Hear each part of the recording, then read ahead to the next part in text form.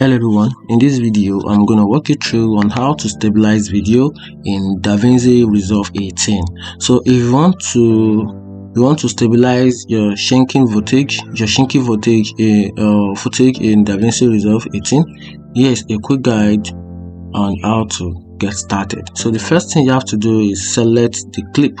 So once you choose the shaky clip you want to stabilize, go to the video tab in the inspector panel, then enable the stabilization.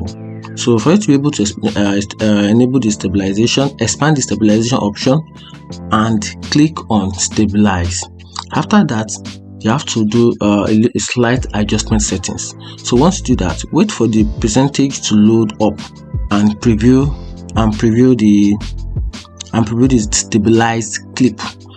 You can adjust the perspective, similarities and also translation value to reduce the wrapping effect and find the best results for your video. And that is an easy guide on how to stabilize video in Davinci Resolve 18. If you find this video helpful, turn on the notification button and follow for more. Thank you.